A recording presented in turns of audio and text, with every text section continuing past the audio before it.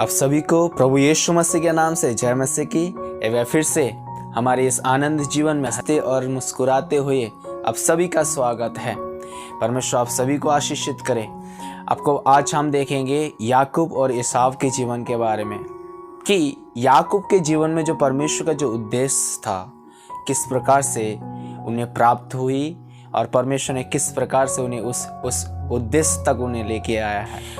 अब जब हम उनके मम्मी पापा के बारे में जब हम जानेंगे, उनके मम्मी पापा हम सब जानते हैं। उनकी मम्मी रिविका और उनके पापा इसहाक थे।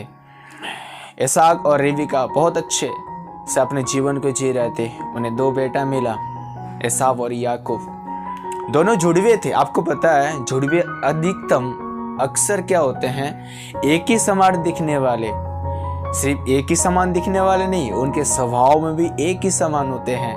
कई बार वो लोग मतलब एक बीमार पड़ते हैं तो दूसरे भी बीमार पड़ जाते हैं, लेकिन इनके एसाव और याकूब के जीवन के बारे में जब हम देखते हैं और पढ़ते हैं, बिल्कुल ही अलग। एक दाएं तरफ चलता है तो दूसरा बाएं तरफ चलता है। देखते हैं कि किस प्रकार की दाएं तरफ और बाएं तरफ। एसाव बड़ा होता है और याकूब छोटा होता है। दोनों अच्छे से जीते हैं, लेकिन दोनों के अंदर अलग अलग गुण होते हैं, अलग अलग कहते हैं ना एक्शन से होते हैं। और इवन वही नहीं, उनके बॉडीज में जो बातें हैं वो भी अलग है। क्यों? क्योंकि याकूब बहुत अच्छा चिकना गोरा चट्टा था, लेकिन एसाव के पूरे शरीर में रों से भरा हुआ। मतलब आपने देखा है ना, जानवर के ऊपर चमड़ियों में रों सी होती है, बाल से होते हैं, उसी प्रकार के याकूब के बॉडी में था, याकूब के शरीर में थे। और धीरे धीरे जब वो लोग बड़े होने लगे तो याकूब के अंदर एक आदत पड़ गया। क्या? वो घर पे रहने वाला, मतलब सिंपल सा रहने वाला बन गया। और एसाव वो हमेशा बाहर, मतलब एक घर में रहने वाला और एक बाहर रहने वाला।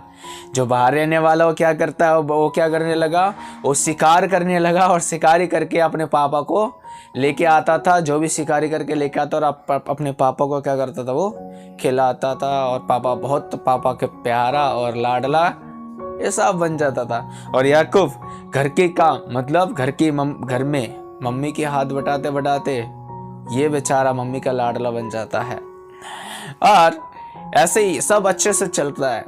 और एक दिन क्या होता है, एसाव जाता है शिकार करने के लिए, क्योंकि वो हमेशा बाहर ही रहता है। उसको घर में कभी कभार आपको मिलेंगे, कभी मिलने जाओगे तो मिलेगा नहीं जल्दी, क्योंकि वो हमेशा क्या रहता है, बाहर ही रहता है। वो गया शिकार करने के लिए। और ये याकूब क्या करेगा, घर का ही काम, या तो किचन में या तो झाड़ू पोछा लगा रहा होगा। तो अधिकतम क्या करता है, वो किचन में ही था। और एसाव थके हुए और कहते ना बड़े मेहनत करने के बाद आया, और वो सारे सिर्फ करने के बाद, थके होने आने के बाद उसे भूख भी तो लगेंगे। उसे बहुत तेज भूख लगा।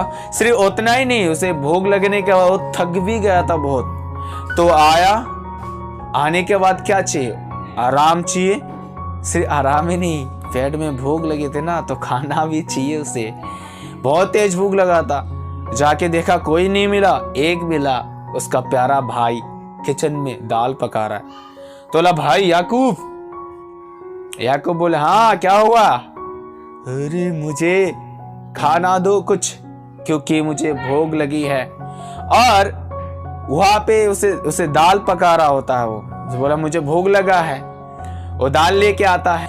तो याकूब बोलता है, दूंगा लेकिन बदले में कुछ लूंगा। तो एसाव को समझ में आ गया, कुछ लेगा, शायद पैसा कुछ मांग रहा होगा, या तो कुछ खाने पीने का कुछ मांग रहा। बोला, क्या लेगा बता, मैं दे दूंगा, मुझे भूख लगा है। खाना तो दे दे पहले भाई, जो बनाया दे दे पहले, क्योंकि बहुत तेज भूख लगी है यार। तो ये याकूब बोला, अच्छा ठीक है, अपना पहलौठा मुझे देगा। ये थोड़ा घबरा गया, एसाव थोड़ा सा घबरा गया, मतलब कुछ सेकंड के लिए घबरा गया कि पहलौठा मांग रहा है, ये क्या बात है। तो फिर भी मतलब नॉर्मली समझ के बोला, ठीक है मैं दे दूंगा, तो मुझे दाल तो दे दे, भूख लगी है, अब कितना देर इंतजार करूं। तो नहीं, याकूब बोलता है, नहीं ऐसा नहीं, मैं दूंगा, लेकिन सबसे पहले आपको क्या करना पड़ेगा, वादा करना पड़ेगा कि मैंने आपको अपना बड़े बेटे का हक या पहलौटा में आपको क्या कर दिया, दे दिया, तभी आपको दाल मिलेगा। तो एसाव बेचारा शरीर के लिए क्या करेगा, भूख लगी है ना, आखिर खाना तो पड़ेगा ही। तो ये क्या करता, अच्छा ठीक है मैं वादा करता हूँ, जा तुझे मैंने पहलौटा दे दिया, अब ला दाल ला, मैं खाऊं पियो। तो उसी रीति से क्या होता है, वो अपना पहलौटा खो देता है, या एसाव अपना पहलौटा खो देता है, और याकूब उसे दाल दे के बड़े आराम से रहने लगता है, क्योंकि उसे पहलौटा मिल जाता है। और धीरे धीरे सिर्फ उतना ही नहीं, आगे और है, देखेंगे कि जब हम आगे की ओर पढ़ते हैं तो वो लोग क्या होते हैं, दोनों बड़े होते हैं। धीरे धीरे बड़े होने के बाद जब बच्चे बड़े होंगे तो पापा क्या होंगे, जवान होंगे या बूढ़े होंगे। और वे बूढ़े होने लगा, उनकी आंखों में कम दिखाई देने लगा, क्योंकि रोशनियां कम होने लगे। उनके पापा एक दिन एसाव को बुलाता है, एसाव एसाव। एसाव बोलते, जी पापा जी मैं आया लौट के। तो कहीं बाहर ही था, क्योंकि मैंने आपको पहले बताया था वो हमेशा बाहर रहता था। तो आया, एसाव आने के बाद बोलते, जी पापा जी कहिए क्या बात है। तो बोला बात कुछ नहीं, एक काम कर, क्या, अब है ना मेरा उम्र हो गया है, मैं अब मुझे नहीं पता मैं ज्यादा दिन जी पाऊंगा, तो एक काम कर, क्या करना, तो जा मेरे लिए कुछ स्वादिष्ट कुछ बना के ले आ, उसे खा के तृप्त होके मैं तुझे आशीर्वाद देना चाहता हूं। तो एसाव बोला, अच्छा पापा ठीक है मैं जा रहा हूं। ये चला जाता है शिकार करने, लेकिन उसी बीच उस बात को रिबका जो एसाव की मम्मी सुन लेती है। तो एसाव की मम्मी जब सुन लेती है तो उसके मम्मी सोचने लगती है, हाँ मेरा लाडला भी तो है, उसके लिए क्या होगा, एसाव को सब कुछ मिलेगा, याकूब को क्या मिलेगा। ये क्या करता है, जाके याकूब को बुलाता है, याकूब याकूब जल्दी आ जल्दी आ। याकूब बोलता, क्या हुआ मम्मी क्या हुआ, तो जल्दी आ, पता तुझे क्या हुआ, तेरे पापा ने सारे आशीर्वाद देने जा रहे तेरे भाई को। क्या सच में, हाँ, तो एक काम कर, जा कुछ जल्दी जा, उस फार्म से कुछ लेके आ, मैं उसका काट दे, मैं बना के अच्छे से स्वादिष्ट भोजन उस पापा के सामने ले जा, वो खाएंगे और खा के क्या करेंगे, उससे तृप्त होकर तुझे आशीर्वाद दे देंगे। याकूब बोलता है, मम्मी क्या सही है, तो तू टेंशन मत ले, तू जा लेके आ। याकूब भाग के जाता है और लेके आता है फार्म से। लेके आने का उसके मम्मी अच्छे से उसको पका के बना के उसके हाथ में थमाता है याकूब के। याकूब को बोलते, याकूब अब तो एक काम कर, तू जा अपने पापा के पास लेके से। याकूब बोलता, मम्मी पापा पकड़ लेगा। कहते क्यों, मम्मी पकड़ लेंगे मुझे पापा, क्योंकि भाई के हाथों में तो रो भरे हुए हैं, भाई के पूरे शरीर में रो है, मेरे हाथ में चिकना है, मेरे हाथ में देखो कुछ भी नहीं है, पकड़ लेंगे पापा। क्या नहीं बेटा रुक जा, जानवर की खाल पहना देता बेटे को, याकूब को पहना देता है। याकूब को बोलता है अब जा। कहता हाँ मम्मी अब तो हो गया ठीक, तू तो बड़ा होशियार है मम्मी। कहने लगा हाँ हाँ ठीक है जा अब पापा के पास। वो लेके जाता है, ले जाने के बाद पापा से बोलता है, पापा पूछता है कौन, एसाव। बेटा बड़ा जल्दी आ गया।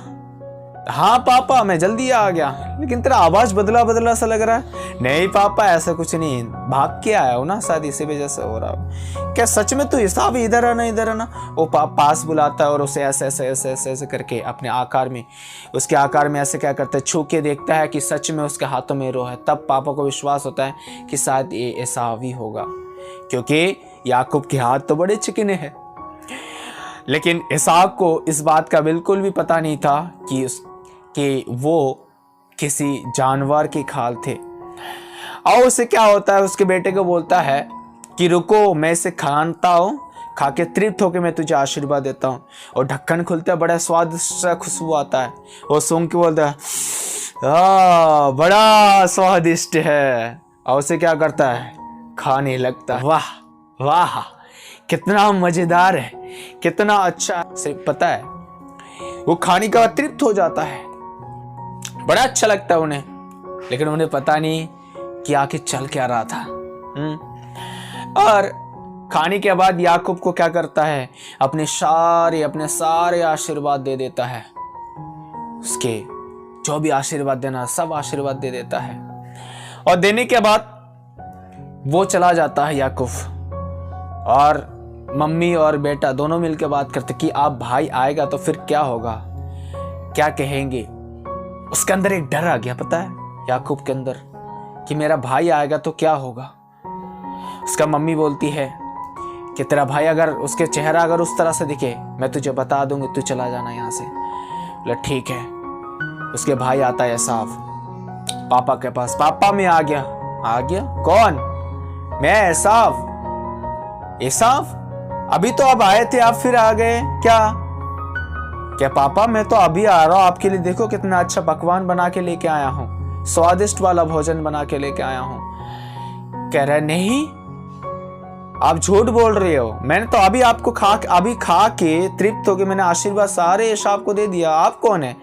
पापा आपने गलत इंसान को दिया, एसाव मैं ही हूं। वो पास आता, बुलाता अपने पापा। वो पापा एसाव को पास बुलाता, कह बेटा आप आ जाओ, मैं एक बार देख लेता हूं आप आखिर है कौन।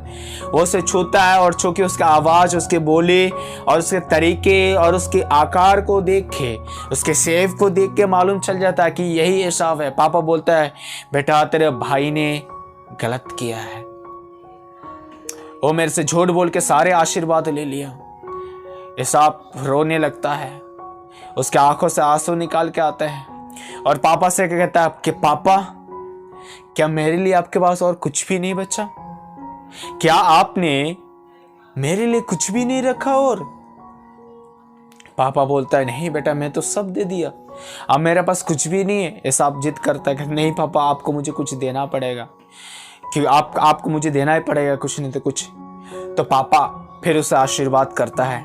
पापा कहता है अच्छा ठीक है, मैं तुझे आशीर्वाद करता, तू कभी भी किसी से नहीं हारेगा, हमेशा तेरी जीत होगा। और ये आशीर्वाद सुनते ही उसके मम्मी ने सुन लिया। उसके मम्मी क्या करता है, उसके मम्मी को पता चलता है कि इसे तो जीतने का आशीर्वाद लिया है। और ये क्या करता है, इसके भाई को ढूंढ लिया, सब अपने भाई को ढूंढने लगता है मारने के लिए। तो उसके मम्मी रिविका अपने बेटे को, छोटे बेटे को अपने मामा के पास भेज देते हैं कि बेटा जा तेरे मामा के पास, क्योंकि तेरा भाई तुझे ढूंढ रहा है मारने के लिए।